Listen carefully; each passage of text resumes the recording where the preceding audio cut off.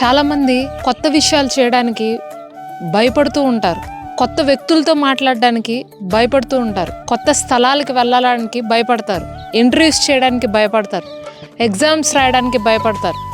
హాస్పిటల్కి వెళ్తే ఎలాంటి రిపోర్ట్లు వస్తాయో అని భయపడతారు. డాక్టర్ ఏం చెప్తారో అని భయపడతారు. కొత్త వ్యక్తులతో సువార్తను ప్రకటించడానికి కూడా చాలామంది భయపడి సంశయిస్తుంటారు.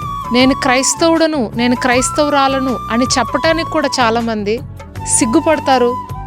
వారు క్రైస్తవులు అని తెలియనట్టుగానే ఇతరుల ఎదుట ఒక వేషధారణ జీవితాన్ని జీవిస్తారు.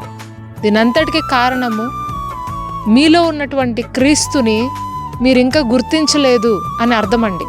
ఒకసారి మరి ఇజ్రాయేలీలు వాగ్దాన భూమిలోనికి వెళ్ళమని ప్రభు చెప్పినప్పుడు మరి వాళ్ళు వేగు చూసి వచ్చారంట. ఆ వాగ్దాన భూమిలో అనాకీయులు అనేటువంటి ఒక గొప్ప జాతి వారు అక్కడ ఉన్నారు. వాళ్ళు వీళ్ళకంటే చాలా హైట్గా ఉన్నారంట. చాలా మంచి పర్సనాలిటీ కలిగి ఉన్నారంట. వాళ్ళ భవనాలన్నీ చాలా గొప్పగా ఉన్నాయంట. అది ఒక పెద్ద సిటీ అంట. మరి దాన్ని చూసి వాళ్ళు వచ్చి మోషేతో చెప్తారు, చాలా పెద్ద సిటీ అది, చాలా గొప్పవారు వాళ్ళు, పెద్ద పెద్ద ప్రాకారాలు అక్కడ ఉన్నాయి, మాకన్నా చాలా హైట్గా ఉన్నారు. సో మనము వాళ్ళని జయించలేము, ఆ దేశాన్ని మనము పొందుకోలేము.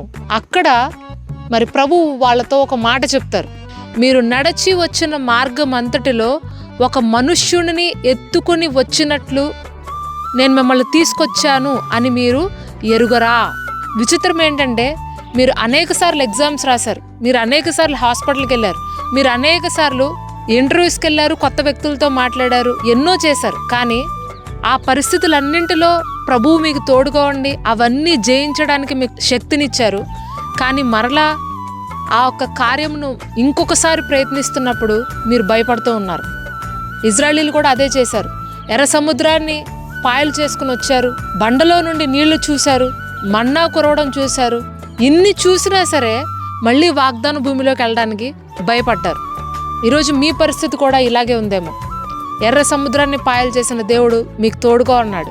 బండని ముక్కలు చేసి నీళ్ళిచ్చిన దేవుడు మీకు తోడుగా ఉన్నాడు. ఎప్పుడూ మీ హృదయంలో మీరు చెప్పుకోండి, నా ప్రభువు నాతో ఉన్నాడు, ఆయన నేను వెళ్ళే ప్రతి మార్గంలో కూడా నాకు సహాయం చేస్తాడు.